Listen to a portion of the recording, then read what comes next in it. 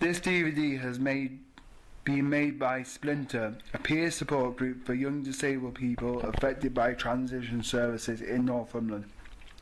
We are campaigning to improve the services available, and in January 2011 we met to discuss the issues with parents, interested professionals and members of the Northumberland Link. We asked what aspects of transition planning worked well.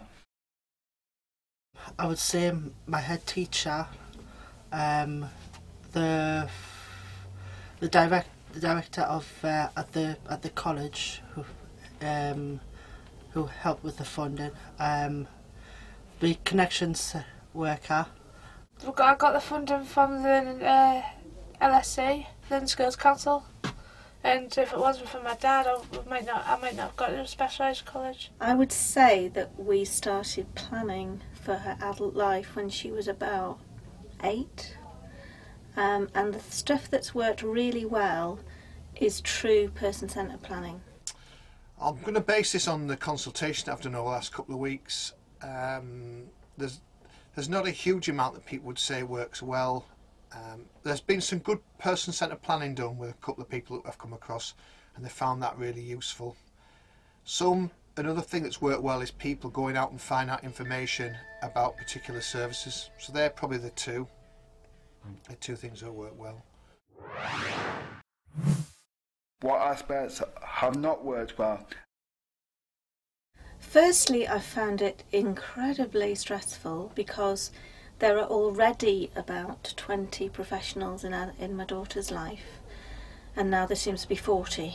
Just the kind of getting all the people together so we're all talking to each other and listening to each other is one of the most stressful things. The fact that my care manager and professionals are overshadowing the transition system and answering things for me which should be answered by me.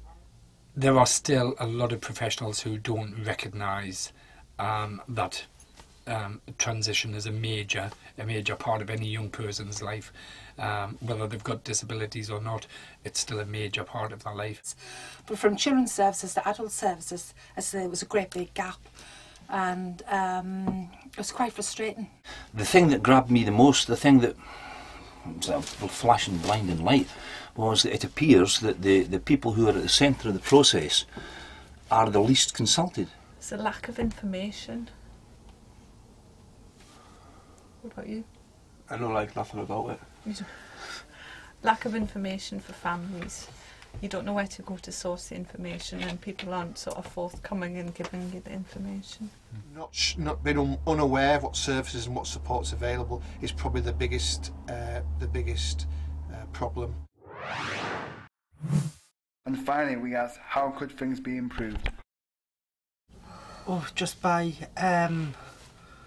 helping us for more funding at the local county hall. I think there could be more places to live, because when I left college I had no choice but to go and live at Azura, which is where I live now, but that wasn't my choice. No, I think I just think age range as well. It's only 25.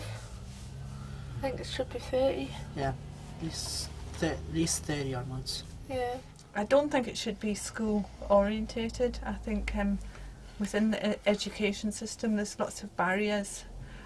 Schools can be quite obstructive, and to have them as the gatekeeper for all the services that a good transition plan could unlock is not a good thing to have. You should be able to go some assessment through the transition system, and there should be no limit on transition. It should be up to 35, at least 30. We need to have some guarantees put in place, and I think they need a better deal. It's not good. There's a huge room for improvement.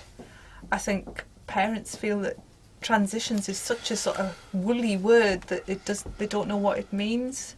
So I think, and a lot of the parents think, that planning for the future would be a much better term to use.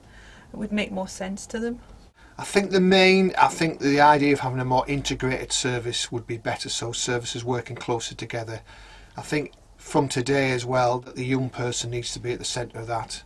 And the other big thing is just to make sure that the information people get is correct, it's timely, it's information that makes sense to people, so they can base choices and decisions on information they know, so that the young people and families have that information.